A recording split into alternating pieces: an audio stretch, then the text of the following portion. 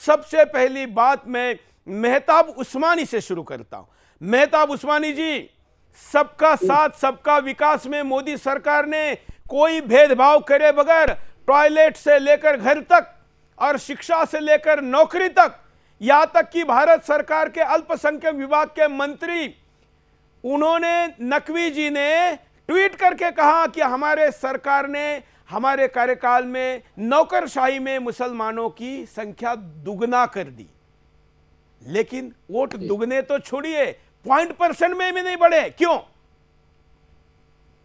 एक कमी कर दी ना, क्या? सारा काम करने के बाद एक कमी की ना आप लोगों ने। आपने किसी मुस्लिम को टिकट नहीं दिया पूरे उत्तर प्रदेश में। दिया, भाजपा ने दिया, क्यों दिया। एक मिनट। इस बार आप अपना दल के द्वारा रामपुर में ही जो जेल में बंद है उसके विरुद्ध दिया।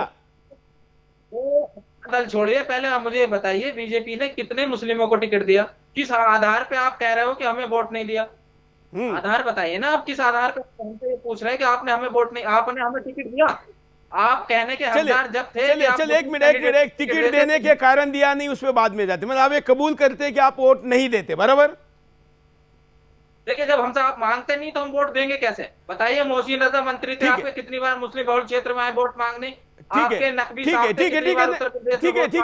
हम अभी पहले राउंड में, अभी आप डायरेक्ट कार्यक्रम के आखिर तक जाने की जरूरत नहीं है। मैं वैसे जानता हूं कि धैर्य कम होता है, इसलिए बात करने में डायरेक्ट आप लोग आक्रामक हो जाते हैं। लेकिन जो बात मैं कह रहा हूं, क्या हमारे साथ अभी खान साहब है, मैं फरहत अली जी के पास चलता हूं। फरहत अली जी, आप ये स्वीकार करते हैं कि मुसलमान बीजेपी को वोट नहीं दे रहा है?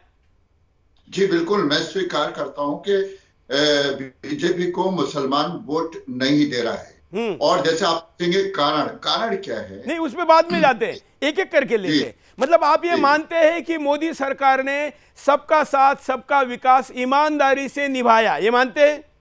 बिल्कुल बिल्कुल। घर दिए, टॉयलेट दिए, सरकारी योजनाएं दी, मुसलमानों के बच्चों को स्कीम दी, जी मानते हैं? बिल्कुल मानता हूं, बिल्कुल मानता हूं। लेकिन वोट नहीं दिए, ये भी मानते हैं? बिल्कुल। चलिए, ईमानदारी से आपने ये स्वीकार किया, इसके लिए धन्यवाद। अब मैं नीरज जी के पास चलता हूं। नीरज जी, इसको आप कैसा देखते हैं? सुरेश जी, इसमें हमें हैरान होने की तो कोई आवश्यकता नहीं है, क्योंकि ये एक नहीं, मैं क्यों कह रहा हूं फिर? देखिए, हैरान होने की आवश्यकता इसलिए है क्योंकि कुछ टीवी चैनल ये कह रहे हैं कि मुसलमानों ने भाजपा को वोट दिया है। भारत के कुछ चैनलों का मैं स्क्रीनशॉट दिखाता हूं, जरा कंट्रोल रूम दिखाइए कि कुछ चैनलों के ये आंकड़े हैं जो ये कह रहे हैं कि भारत के अर्थात इस 5 विधानसभा राज्यों के चुनाव में, खास करके यूपी का मैं आंकड़ा दिखाता हूं, जिसमें दूसरे चैनल ये कह रहे हैं कि मुसलमानों ने भाजपा को वोट दिया है। ये आज तक का आंकड़ा है, मैं उनको क्रेडिट देते हुए इसको दिखा रहा हूं, जिसमें पुरुष 8%, महिलाएं 9% दिए हैं।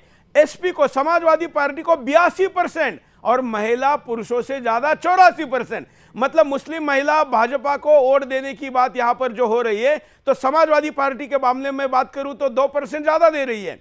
और बाकी दलों को गिनने की आवश्यकता नहीं है, हम बस बीजेपी और एसपी की बात यहां करें। बाकी आप पढ़ लीजिए, ये इंडिया टीवी का आंकड़ा है जिसमें वो स्वयं मान रहे हैं कि बीजेपी को 8%, सपा को 76%, बसपा को 7% मुसलमानों ने वोट दिया है।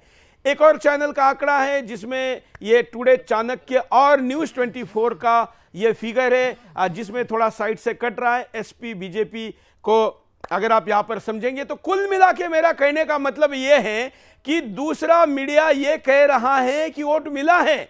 और अब नीरज जी, पैनल के पास चलते हैं। नीरज जी, मैं इसलिए दिखा रहा हूं कि दूसरे लोग केवल नहीं कह रहे, बीजेपी के नेता भी कह रहे हैं कि हमको मुसलमानों ने भी वोट दिया, जबकि यहां पर खान साहब ने स्वीकार किया कि नहीं दिया है।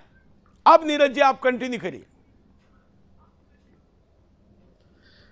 सुरेश जी, मैं तो सीधा सीधा ये कहूंगा कि जो हमारे पैनल पे दोनों ये मुस्लिम भाई बैठे हैं, उन्होंने सच कहा है कि वास्तविकता यही है कि मुसलमान बीजेपी को वोट नहीं देगा। और वो जितनी मर्जी अपीजमेंट कर लें, जितना मर्जी सबका विश्वास की बात कर लें, आप जो इतिहास है हमारे देश का वो गवाह है कि मुसलमान कभी भी जो वो थियोलॉजिकल इनकी लीनिंग्स हैं उसके चलते कभी भी किसी ऐसे पार्टी को, ऐसे व्यक्ति को वोट नहीं देगा जिससे इनको लगता है कि ये काफिरों की स्ट्रेंथ को बढ़ा सकते हैं।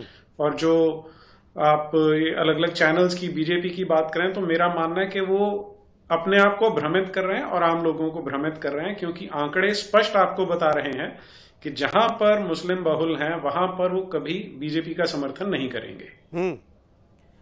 विनोद जी। जी सूरज जी, ये तो आपके पैनल पे बैठे उन्होंने साफ कह दी और शुरू से कहते हैं देश के साथ है, इसके साथ आखिरकार ये हो कैसे सकते हैं। और ये देखिए हमेशा से इनकी प्रवृत्ति, प्रकृति और संस्कृति भारत विरोधी रही है। अधिकांश लोगों ने इस बात को कहा है कि जो जिन्ना ने कहा था कि लड़के लिया पाकिस्तान और हंस के लेंगे हिंदुस्तान, उस जो किंवदंती कहो या उस जो कहानी है या जो उनका नारा है, उस नारे पर ही चल करके ये लोग आगे विजय श्री की तरफ बढ़ रहे हैं। आप देखिए कि जिस तरह से डेमोग्राफिक प्रोफाइल अनेक क्षेत्रों की बदली है और जहां जहां पर आपके जो आंकड़े हैं, जो ग्राफिक्स है, वो भी क्लियर कट शो कर रहे हैं कि जहां जहां पर परसेंटेज मुसलमानों का बढ़ा है वहां पर जो राष्ट्रवादी शक्तियां हैं वो कमजोर हुई हैं और वहां पर देश को तोड़ने की जो प्रवृत्ति, प्रकृति बढ़ी है वो बहुत ज्यादा तेज गति के साथ बढ़ी है। और आप देखिए कि वहाँ हिंदू या तो पलायन को मजबूर हो रहा है या धर्मांतरण को मजबूर हो रहा है, या फिर वहाँ कम से कम देखिए जहाँ वोट बैंक इनका मजबूत होता जाता है, जैसे जैसे इनकी संख्या बढ़ती जाती है वहां पर मुसलमान ही कैंडिडेट खड़ा होगा, मुसलमान ही जीतेगा और मुसलमान के अलावा कोई और वहां पर घुस भी नहीं सकेगा। इवन पुलिस प्रशासन, शासन की भी इतनी हिम्मत नहीं होती कि वहां उन एरिया में जा सके। तो वोट की तो कल्पना ही छोड़ दीजिए आप। रही बात विकास की, तो आप कितना ही विकास कर लो और वो तो विनाश करने का जिनकी प्रवृत्ति है वो तो विनाश ही करेंगे, वो विकास में कोई उनका इंटरेस्ट है नहीं। हाँ, रोना धोना और विक्टिम कार्ड खेलना ये उनको अच्छी तरह से आता है। देश को बदनाम कैसे करना, देश की जो चुनी हुई सरकार को कैसे कटघरे में खड़ा करना और उसकी कैसे विश्वव्यापी बदनामी करना, ये सब ये लोग अच्छी तरह से जानते हैं। मैं मुकेश कुमार। अगर आपको हमारा ये वीडियो पसंद आया हो तब इसे लाइक करें, शेयर करें और कमेंट सेक्शन में जाकर के अपना कमेंट जरूर लिखें और इस वीडियो को सब्सक्राइब करना बिल्कुल ना भूलें, ताकि प्रखर राष्ट्रवाद की हर खबर आप तक लगातार पहुंचती रहे। तो देखते रहिए सुदर्शन न्यूज। नमस्कार, जय हिंद।